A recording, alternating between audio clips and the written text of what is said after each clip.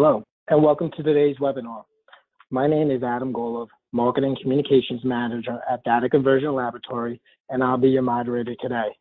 Before we get started, I wanted to let you know we'll allow time at the end of the webinar for questions and answers. So please write your questions in the chat areas that come to mind. If we don't have time to answer them all, we'll make them available on our website. For those of you who are not familiar with DCL, we convert and organize content to create electronic documents, populate databases, publish on the web, and basically get it ready for tomorrow's technology. DCL services help you refine your document conversion strategy, identify document redundancy, extract metadata, and transform legacy and future documents for real needs today and in the future. Today, we are thrilled to introduce Nave Greenberg, who is the Director of the U.S. Defense Development for DCL. Nave is a PMI certified project management professional with expertise in large-scale complex conversions utilizing numerous DTD standards. He specializes in conversions for DCL's defense and tech docs business units and has been instrumental in developing DCL's DITA, 2361, 400.51, S1000D, and 3807-84 conversion software suites, as well as working with clients to develop the detailed project business rules. Nave is a member of the United States S1000D Management and Implementation Group, LAN Working Group, and participates in other discussion subgroups. He has been with DCL for over 10 years and holds a BE in Mechanical Engineering from Stony Brook University. Without further ado, welcome Nave. Thank you, Adam. Good afternoon to everyone. In this webinar, we are going to discuss the process manufacturers should follow when delivering the user manuals in XML. We will start with a very quick and general overview on XML and why people use it or should use it. We will also discuss what to do when you have the requirements to deliver your data in XML, how to go about it, especially if you have no idea about XML or the standard that you need to tag to. We will go over the actions you can take when facing that requirements and delivering your data in XML, and we will go over the approach that is needed to efficiently handle a migration. So this is not going to be a long webinar. We will have plenty of time for questions at the end. The last slide will have all my contact information. So don't hesitate to contact me. You can always email or call me anytime, and I will answer your questions whenever I can. So my assumption is that people attending this webinar have some knowledge on XML. So I'm not going to cover I'm really just going to cover the basics and keep it relatively short. It's also very easy to get training material about XML. You can take an introductory course that will give you a good overview on XML, and you can find these courses all over the web. You can just Google it, and these courses usually range from a few hours to a few days. Some people can learn XML and the standards by themselves, while others probably need to attend these courses in order to learn that subject.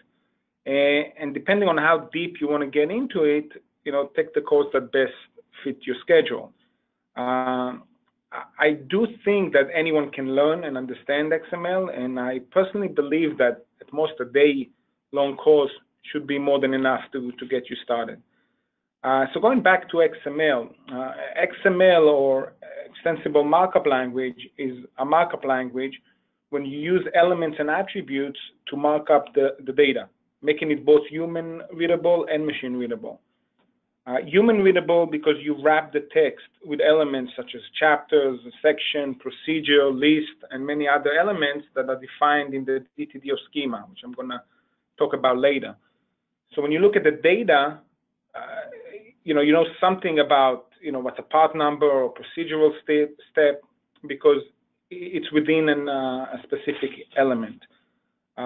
More importantly, is it's machine readable, and now the machine can do things that initially were not easily doable.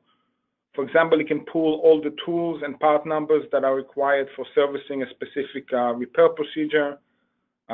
And all these elements and attributes are declared in a DTD or a schema.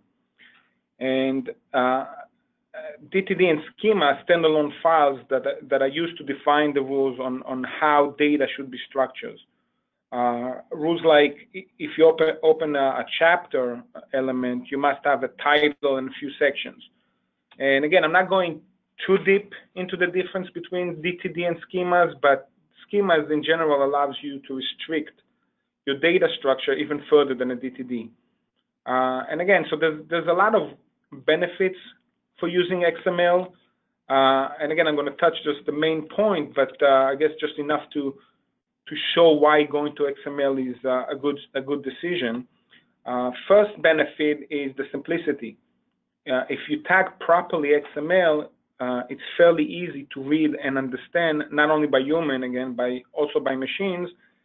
And for a computer, it's a lot easier to process XML and understand XML than if it's in just any word processing format. Another benefit for XML is that in XML, you describe the meaning of the data and not the presentation of the data. In XML, there are ways to represent bold, italic, or centered data, sometimes even color, but the look or feel of the XML document should only be controlled by the style sheet. And the benefit of that is that the same XML file can be displayed differently on different platforms and without changing the content of the document. So with the same XML file, you can display it on a small device, on an iPad, a big device, or any other platform. You can also create an item out of it, which is really an interactive electronic technical manual. So you can have interaction and input data and have a more smarter and more findable data. You can also create an EPUB out of the XML, a PDF, basically any kind of format out of the same XML file, but with different style sheet rules. XML obviously makes your data more available.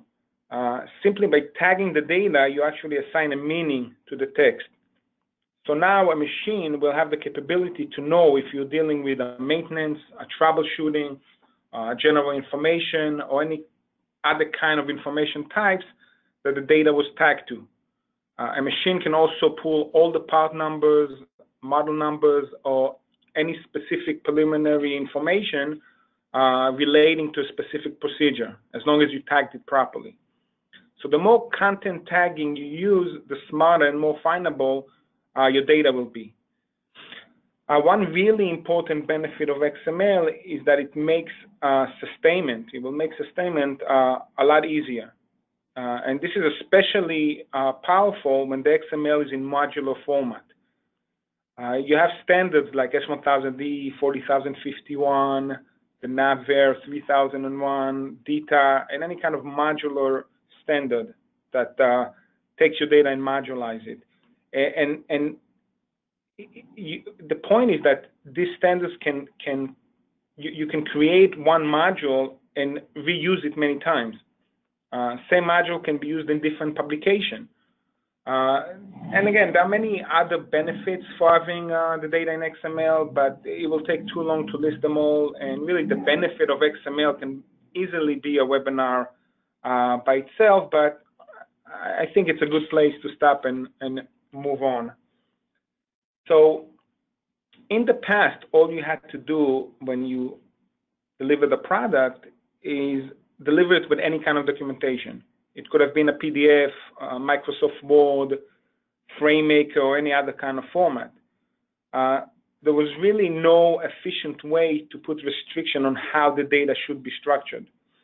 So now suddenly you get, let's say, an RFP or requirement to deliver the data in a specific military standard.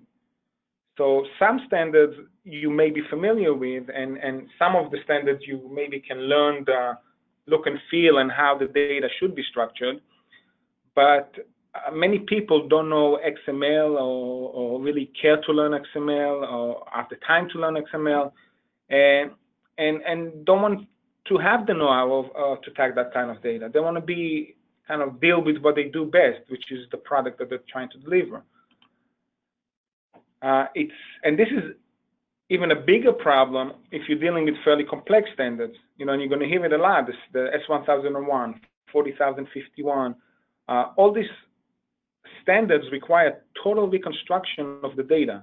And again, I will mention those standards probably a lot throughout the webinar, because it does kind of takes you away from the past look and feel of chapters and sections. But it is possible to learn about the new standards and how the data should be structured. And some actually do learn the standard and know the standard well, but these people end up authoring the data exactly the way the standard requires them, but not in XML. So they do it in formats such as Word, FrameMaker, InDesign, any kind of word processing format. And again, it fulfills the look and feel of the standards, but getting it to XML, which is again a requirement in some of the deliveries, is a bigger challenge for them. For some reason, that challenge to deliver the data in XML is the bigger challenge for them. So understanding the standard and authoring the data is a great start, and implementing the standard in a different format than XML is a bit more challenging, because it lets you, it does let you use Word, and it's difficult to restrict or constrict the writers and make sure that they follow the standards. You don't have, with XML and a DTD or a schema, you have a better chance that writer will be consistent and follow the standard requirements, because you have a set of rules. And it does, let's say, not allow you to open a specific structure, because the DTD and the schema will limit you. And in Word, it's a little bit more difficult to implement. And again, the reason why I'm saying you have a better chance in XML and not a guarantee solution is because that even with the schema, you can still introduce inconsistency and incorrect tagging. And again, I will touch that later on. So what usually happens with delivering documentation, especially in the military service, is that there are several milestones that you need to follow. And each milestone requires you to deliver some of, let's say, the work packages or data modules or topics, depending on the XML standard, that shows your understanding of how the data should be structured. And you probably have two main starting points. The first starting point is when you have let's say, a brand new product, and you need to author your data to the specific XML standard. The second starting point is that there is already some sort of documentation, but it's in some sort of legacy format, not XML. And even if you have some data in XML, it's not written to the specific standard that you are required to deliver your data. So now the task is to migrate the existing legacy data to the new standard. And again, in that case, the process is a little bit different. But you do have either those two cases where you don't have the documentation at all and you author the data, or you have some data and you migrate it to the required standard. So, I mean, there's actually another starting point. And the third starting point is again, it's not very common, but in that case, data could be already structured in the required standard. Like in the example that I gave before, some people may author the data according to the standard, but not in XML. So the look and feel is in any kind of other format, and again, InDesign, FrameMaker, whatever it is. So you need to migrate the data to XML. So there are three major kind of main starting points. So back to the milestone table over here. So usually there's about 3 or 4 main milestone. One at about 35%, the next about 70%, and obviously the last one is at 100%. And at each milestone, you need to add more and more data. And in this example, you have the milestone table for a work package standard, like the Army 40051 or NAVER 3001. And again, in other standards, you may have different kind of breakdown, but this is, in this specific one, is where the data is structured in a set of information module and work packages. and you may need to show some troubleshooting, maintenance, operational work package in this milestone before delivering all the data.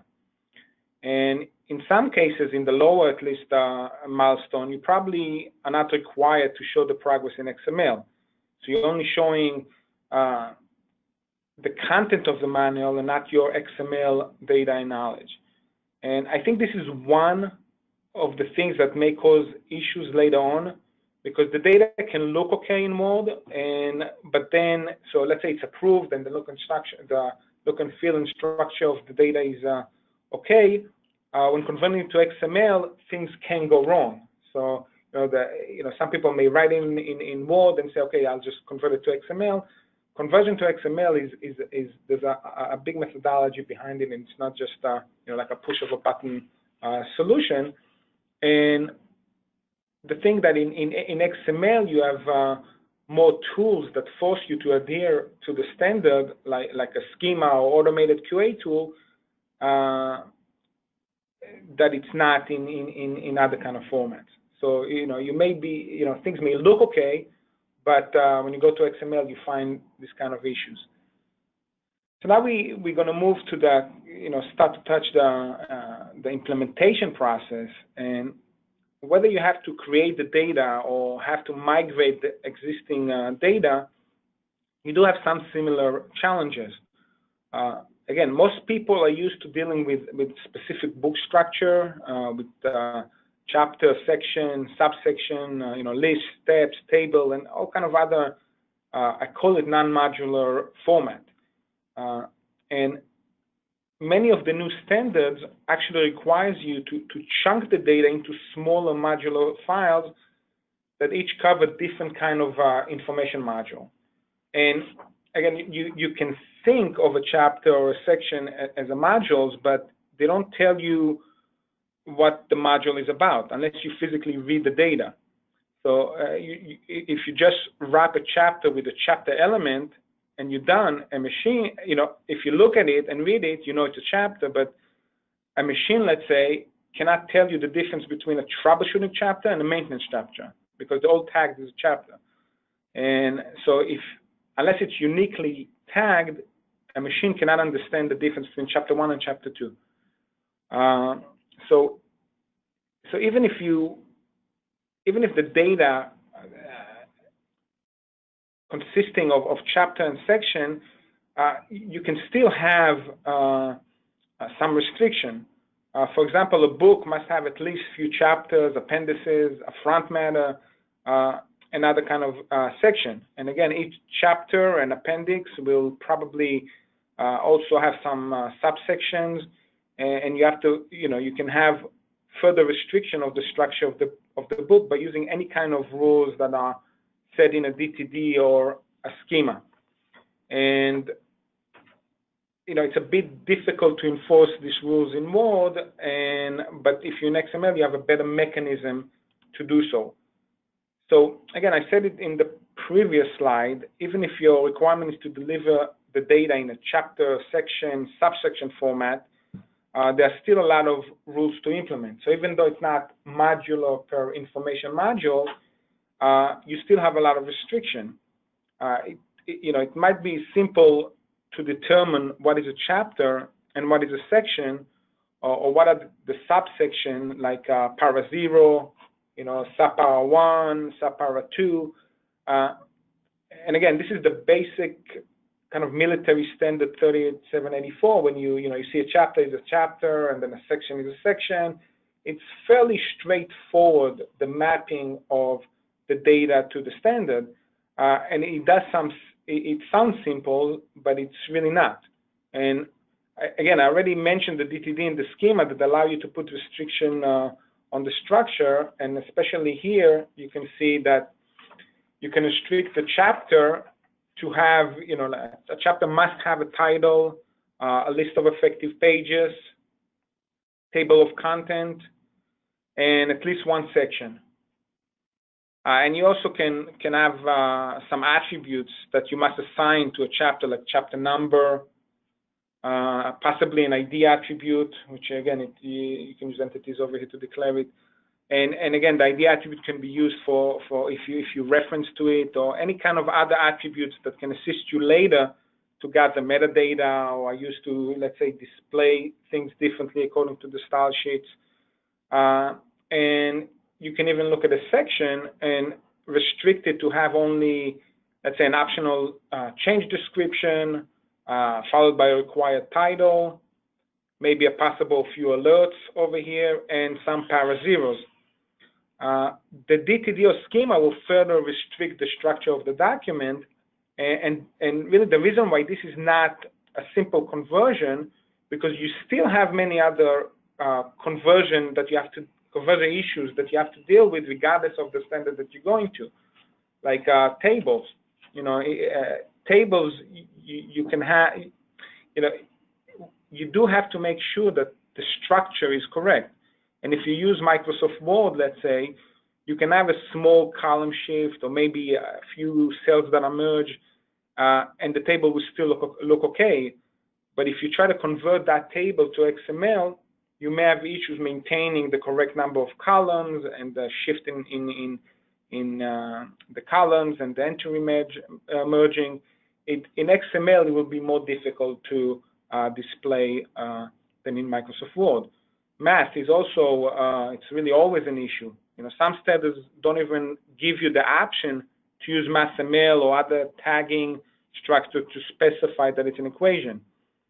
You may need to capture the equation as an image or find other solutions that will allow you to display it as an equation.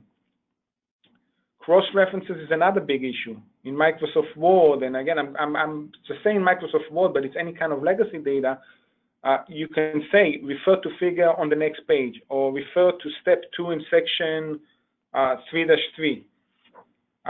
In XML, if you want to link to that figure or steps, you have to make sure you insert a reference tag to the correct ID attribute in that figure or step element.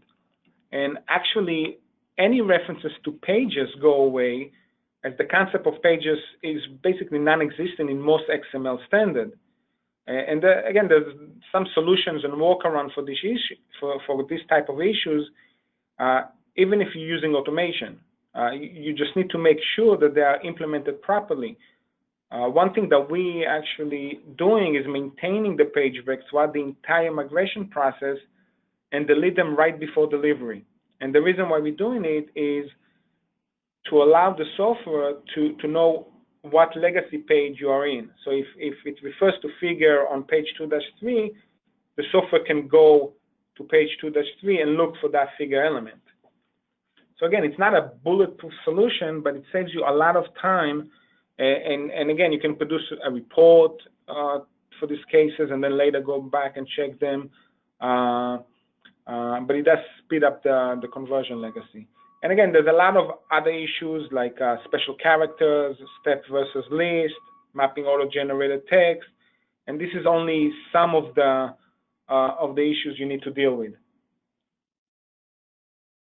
And again, this becomes even a bigger issue when you go to the new modular standards that are becoming very, very popular, like DATA 40051 or S1000D. And again, most of us are used to dealing with chapters, with section, paragraphs, subparagraphs, and the process was really to visually break down the data as it appears. And it's very difficult to get used to the new concept of really assigning a meaning to the data and also categorizing it into an information module or a work package. In this type of standards, you try to take a structure book or a publication or a manual and break it into a collection of information module. And these manuals, not only do they need to fulfill the standard requirements, they also need to be capable to stand alone as a unit and possibly be used in other publications. And these modular standards, you also need to add to the complexity, you also need to assign a unique file name that describes the subject of that file, or like data module code, illustration control number in S1000D, work package numbers in military standard 40051 or 3001. those file names all have a meaning. And simply by looking at the file name, a machine can understand exactly what the file is about. It can read the file name and say, okay, this file talks about repair of this kind of unit system. So it's a lot of investment up front to categorize the data and tag it, but it's a very powerful thing to have. So you are now dealing with and again, with that standard, you're also dealing with very detailed business rules. And again, business rules are a set of rules that everyone must follow in this kind of conversion. Some of this business rule gives a more restriction than what the schema in the DTD already forces you to adhere to the standard. And again, it sounds difficult to implement, and many people want to stay away from it. But if you implement it properly, really the benefits are great. And the main reason for using those modular format like data module, work packages, is that if you do it properly, this chunk of information can be reassembled in multiple ways. They can be repurposed, and they can be reused across multiple products. So if you create one module, you can reuse it all over the place. And you can actually, even if there's some variation, you can use something that is called applicability and effectivity, that simply by changing a word here, a word there, and defining it, you can still reuse it in the same procedure. So again, getting to that point where your data is in modular format is challenging. And simply because legacy data was not written to a collection of data module or work packages, and in many cases, it's really like fitting a square peg into a round hole. But again, and I keep emphasizing it, getting there in the long run will save you a lot of time and money when you have to sustain the data, because number one, you're dealing with less data, but you're dealing with smarter data and more findable data. And again, and sometimes you really don't have any other choices, because you will not be allowed to deliver your product without having the documentation written to these standards. So now you're at a point where you need to make a decision. And again, if you want to sell your product to that client, you don't really have much of a choice. You need to get your data to that format. So really, what you have to do, you're facing with few situations. I mean, do you learn XML? Do you learn the standard? Do you hand tag all the data? Do you hire someone to do everything and just forget about it? And again, all of these are valid questions, but what I suggest, and I suggest it to anyone that contacts us and asks about that issue, is that before you make any immediate decision, you need to take a step back and really think about it and come up with a plan. Regardless of what you end up doing, you need to kind of come up with a plan. And it's always good to understand the basics, even if you end up outsourcing everything, because knowing XML and knowing the basics about the standard will allow you, first of all, to make educated decisions and make valid project-specific business rules. It will allow you to determine if the people that you selected to do the migration or your internal team are really doing their job effectively. It's also very crucial when doing a proper QA or developing a QA plan, because now you have some knowledge as to why things show up differently, or why you suddenly have, let's say, a preliminary requirement before every procedure, or why you can have why you cannot really have a procedural step followed by a paragraph and then followed by another set of steps. Instead of, in the new standards, you are forced to open a new procedure that describes the new sets of steps. And I continue and give many more reasons, but I think you get the point. Sorry. Another very important thing to think about is sustainment. what you're going to do after your data is migrated. Understanding the standard will make sustainment of the data a lot easier. Because again, you're dealing with less data, you're dealing with structured data and in a modular format, and you can let a machine do a lot of the work that otherwise you would have done manually. And again, in item 2, we discussed before, but modular data offers you a powerful way to reuse your data, make it smarter, more consistent, easier to maintain, which is a very important point. But you do need to have some knowledge and understanding of the standards, because some rules in the standards are very confusing and difficult to implement. So understanding the standard is a good thing. And you definitely don't need to be an expert. And some of the standards are maybe thousands of pages long, and a lot of it may not even apply specifically to your case, but you do need to understand the basic to make logical decisions throughout the process.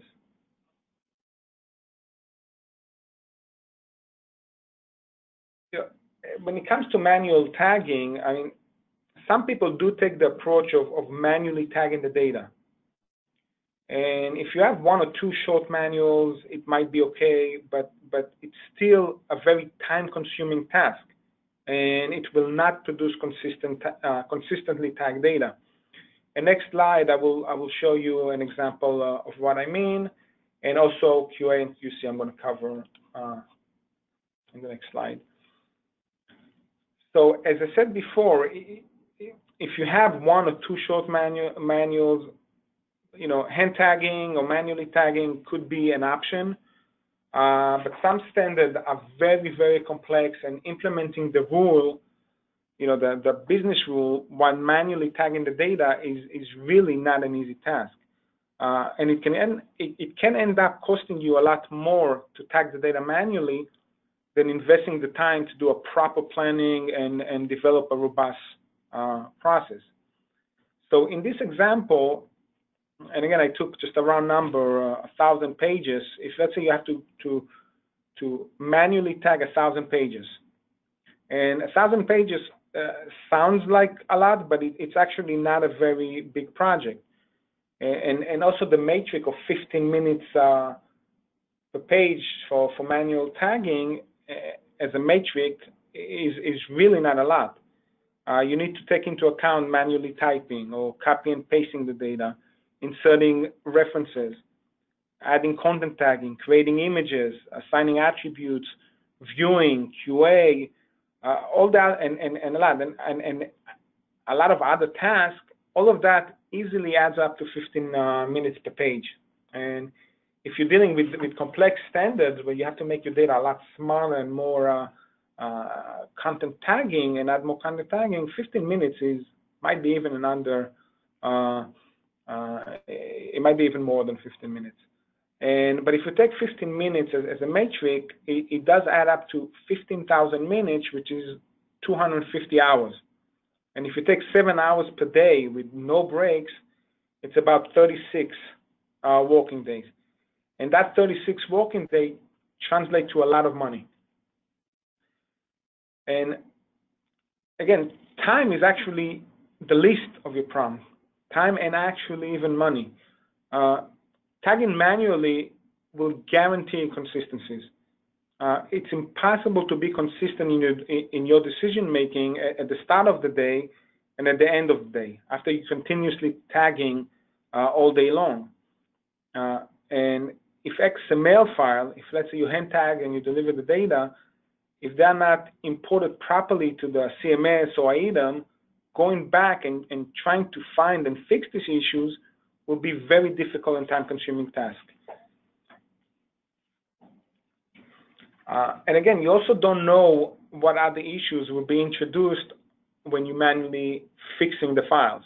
And you know, you can fix one thing and then mess up another thing. Something as simple as changing a value of an attribute because it was repeated could be devastating, because you can link to a figure that had that value, and then you change it to a different value. You may have a broken link, but you may be linking now to an incorrect figure. So you get the idea of what I'm saying is that you really need to try and stay away from manual tagging. If you have a lot of data to convert, or if you don't have like a proper way to QA the data. So even if you have very little pages to convert and you do it manually, you still need to QA the work that you did. Again, this is probably one of my favorite slides because it really does explain the difference between QA and QC. And you hear it all the time. I need to QA the data, I need to QC the data. And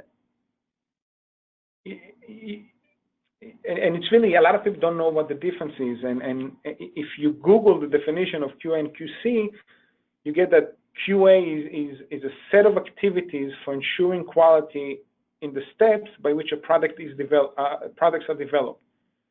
QC is a set of activities for ensuring quality in products once they are already developed. So in XML and conversion to XML, I always saw QA as the master plan that makes sure that the process of conversion is developed and run correctly. QC I saw as being the actual matrix of the quality, basically checking the converted files and finding real issues and fixing them. And if you detect issues, you can always go back and revise your QA, your so-called master plan, and improve the conversion process. So when you do the QA to the QC on the converted document, you find less issues or no issues. So the main goal of QA is to improve development and checks during the conversion process. So the converted files are in good shape. And the main goal of QC is to identify issues after the data is converted, but hopefully before it's released.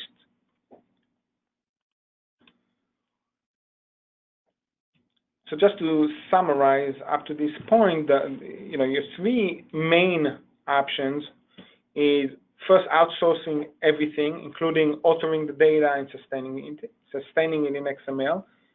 Second is authoring the data in a familiar format, like Microsoft Word or FrameMaker, and then converting to XML. And the third option is authoring the data in XML and according to the standard. But regardless of what you end up doing, you always need a proper planning phase. And planning is crucial to the success of any kind of project. And lack of planning and analysis is probably the major reason why projects fail. And you can mitigate the risk of poor planning by asking the right questions. First, who are the stakeholders? And again, anyone who is involved in the project is a stakeholder. In your case, it could be the management, because you need to get their buy-in, especially for approving the budget. It can be your technical writers. You will need them to maintain your data in XML or convert the data or author the data. Another crucial stakeholder is obviously the final client. And when all the stakeholders play together and are involved throughout the process, things will run a lot smoother. The second bullet, again, knowing the estimated volume and the deadline will allow you to plan accordingly. And it will also allow you to develop a reasonable schedule. Your process and schedule is obviously going to be different if you're dealing with small set of data or hundreds of thousands of pages. CMS or rendering tools may not apply to all, but you don't want the client to come back and say, the data that you send them is not correct because it does not work properly with their content management system. You need to work together with the client and involve them throughout the process, so you're not going to get surprises like that. So moving also to source data, again, not all source data are created equal. If the source data is paper or image, you obviously need to scan or CR, proofread and clean it. And this means more time and money, but it does allow you to manipulate and restructure and clean the source data in a more familiar environment before you migrate it to XML. And even if your source data is in electronic format, it will save you the time of OCR and major cleanup. And you may be able to use paragraph styles if it comes in a style document in FrameMaker or Microsoft Word, and it will allow you maybe to map to the new standard, but you relied on the document that the styles were used properly and consistently. And we saw a lot of legacy document that styling was all over the place. And again, the last few bullets are really about learning from others. You know, something as simple as joining discussion groups can help a lot. Other members may share the same or similar challenges that you have, and you will possibly be able to get some answers to many of your questions.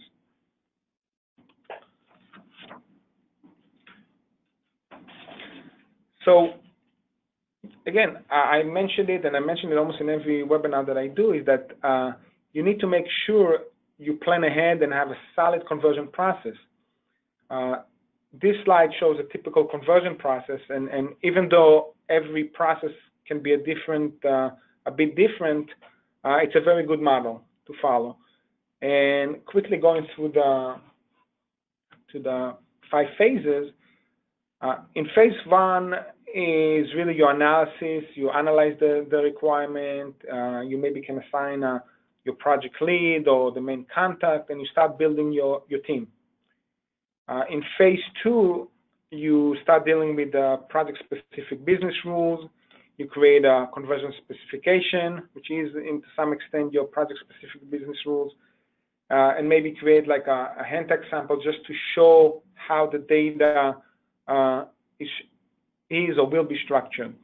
And you should really walk through the conversion specification with all the stakeholders to make sure that everyone is on the same page.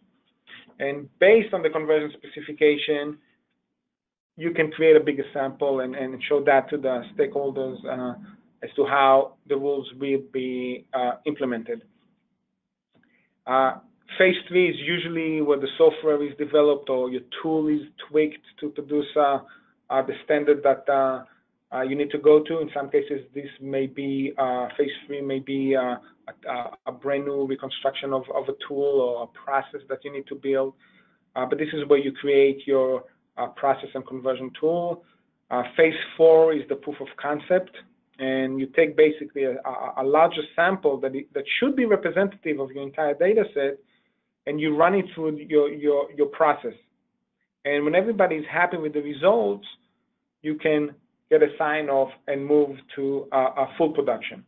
But you see that you do need to involve, and again, the sign-off is really, it's whether you're the client or whether you outsource, it doesn't make it. The person that you need to deliver the data to needs to be involved throughout the entire process. So if you do find issues, if you find them in the last process, fixing it is going to be extremely difficult.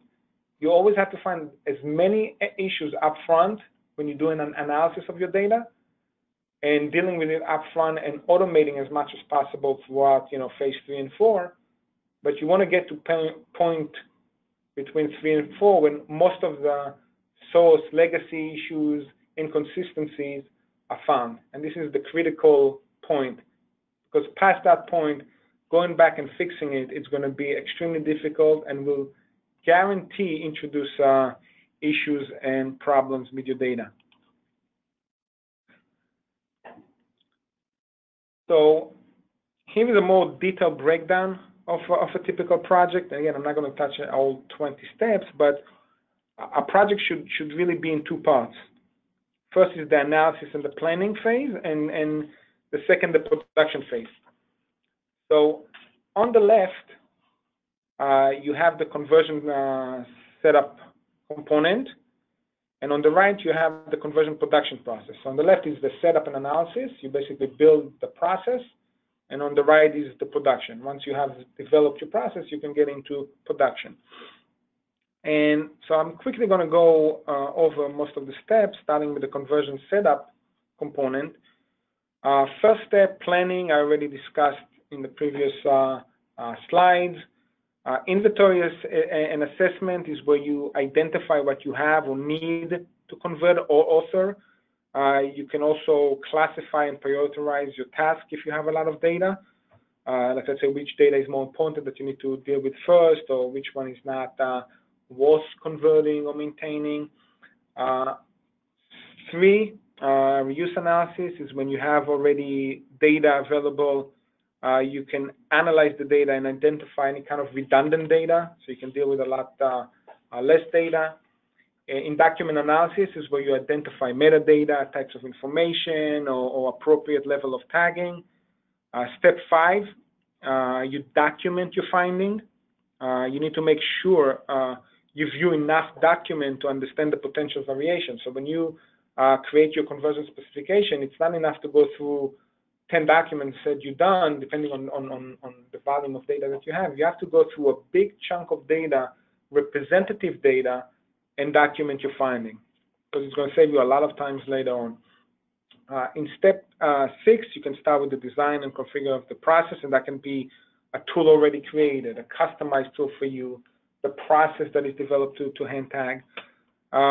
Steps 7, 8, and 9 are kind of self-explanatory, is the process of conversion. But step 10 is very important. It can include XML training, company standard training, because you're going to a new training, how or who is going to sustain the data once it's in XML format. And this is critical, because you are now dealing with data that is not to your legacy format that you are used to and have all the writers are familiar with. So there is some kind of a learning curve to get into standard, especially modular standard. So quickly going over the conversion production component, organizing content for conversion. This involves pulling content together and maybe logging it into some sort of a workflow system, some sort of a kind of inventory, stuff like that. Hosting and running software obviously involves maintaining kind of a facility or group to run the software, monitor performance, and possibly sample material on continual basis. Scanning and OCR and page images, imaging and proofreading are really applies only when you extract data. So, if let's say your data is PDF image or InDesign in bat format, if you extract the data, you need to make sure that you extracted everything and in the correct structure. But one thing about image processing also is that it not only applies to extracting data. Some standard requires images to be delivered in vector format, like CGM or SVG, when your images are in vector formats, like a TIFF or PNG.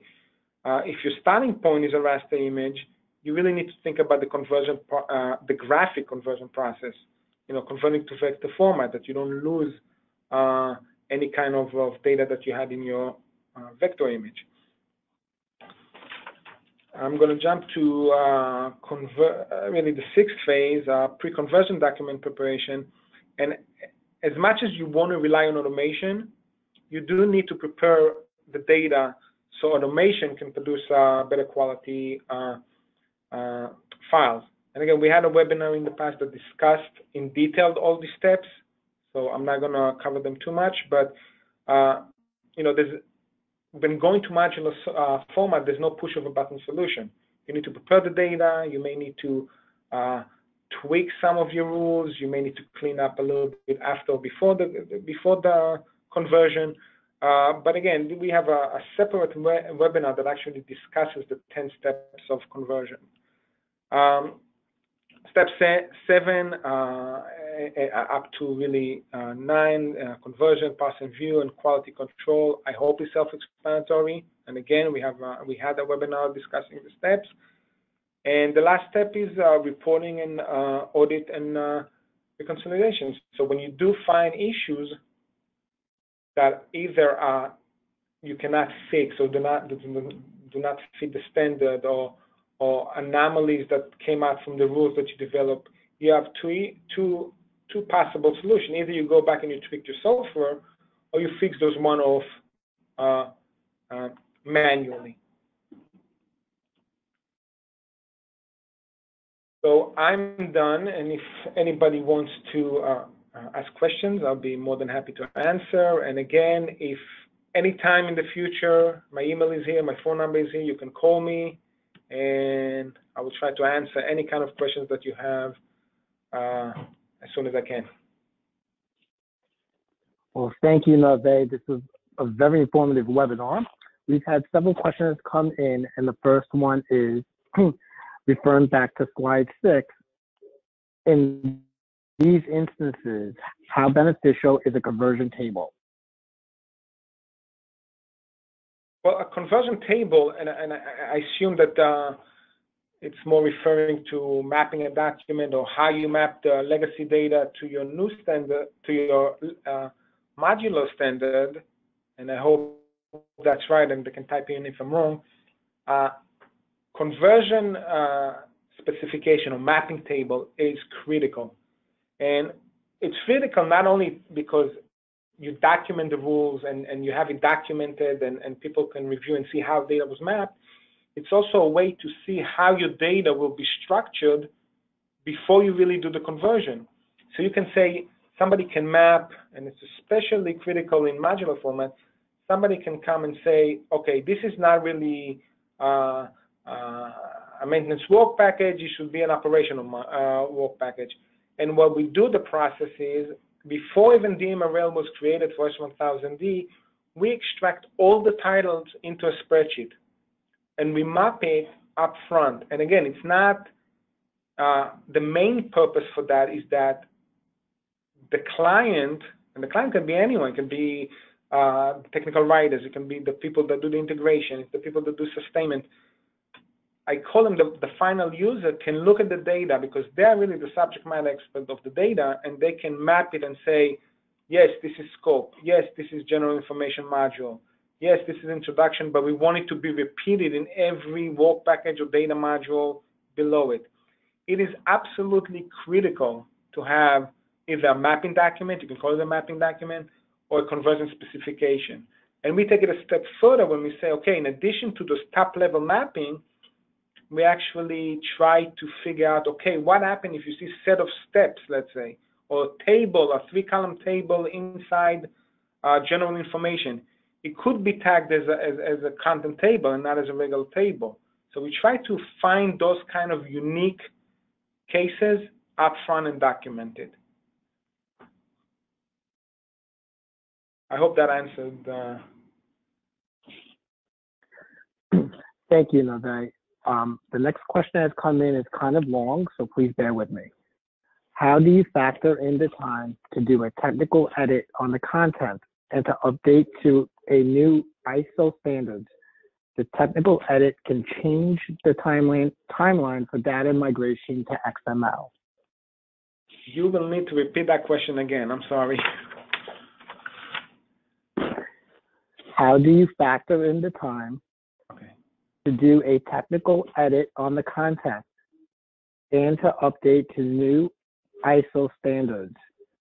The technical edit can change the timeline for data migration to XML.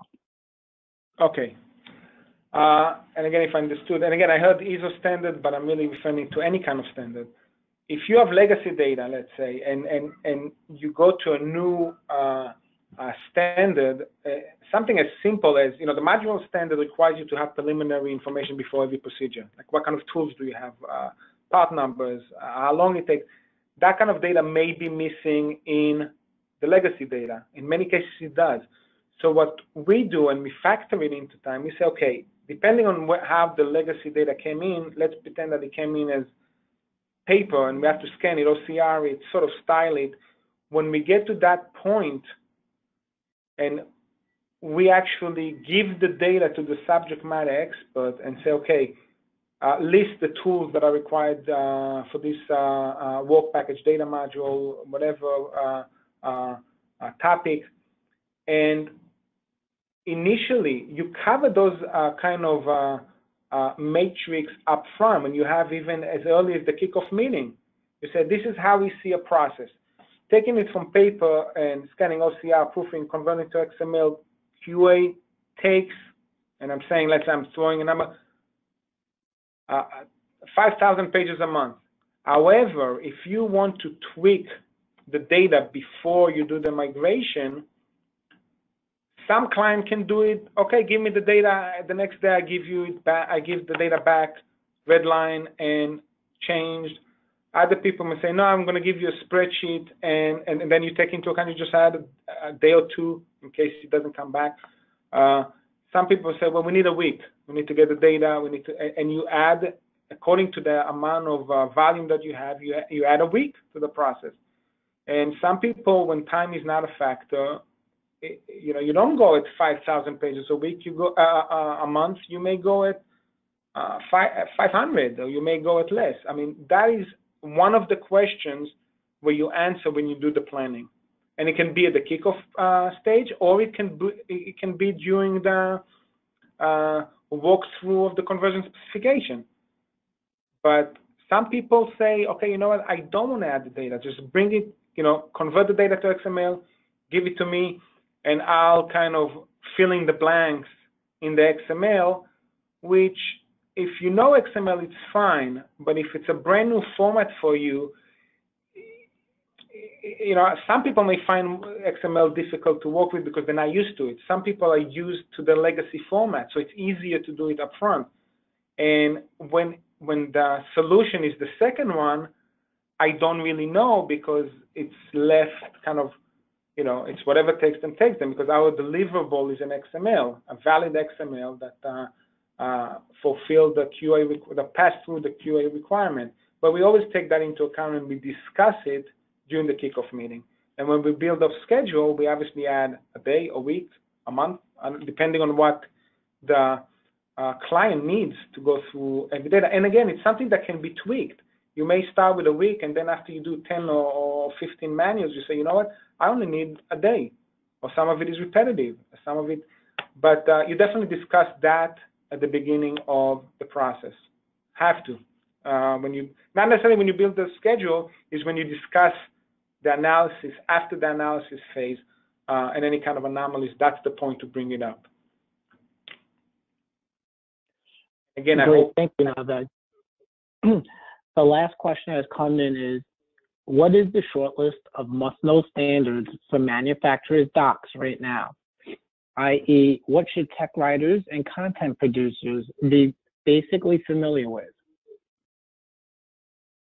Okay, and again, it also depends in the industries. S1000D is the new buzz. I mean, it's been a buzz for many, many years, but S1000D in aerospace, military, industry, even a touching kind of S1000D. That's kind of the new, I need to go to S1000D. Suddenly, a lot of people even require S1000D without even using the data lake in S1000D. But that's the new and big buzz on S1000D. Now, you do have service-specific standards that, let's say, if you are a manufacturer for the Army, they may say, we want to have the data in military standard 40051. If it's not there, no, we want to do you have to deliver the data in a work package format 30055, 3001. If it's the Air Force, maybe S1000D, it may be, just use, the Air Force has a lot of standards, but it really depends. If it's industry, they may say use DATA, which is topic-based standard, but it kind of stops when you get to the three kind of main topics. But it really depends on the client. I mean, I think S1000D is the big buzz. But once you understand the concept of modular tagging, when you really kind of give not metadata, but you assign kind of meaning to the XML files and how you chunk the data, I think once you understand the concept of 40051 or S1000D or DATA, yes, it's very different between the others, but the concept is similar, where you try to chunk the data and reuse it as many times as you can. And again, the one thing that I kept, because I thought I heard one of the questions was about ISO. Obviously, if it's standards association, mostly standards, you do have the ISO standard, and you have, let's say, for journals in the medical, you have NLM, JATS, you know, but it really depends on the client, end user, let's say. Great. Thank you, Nave, and thank you, everyone, for attending today's webinar. This will conclude today's broadcast.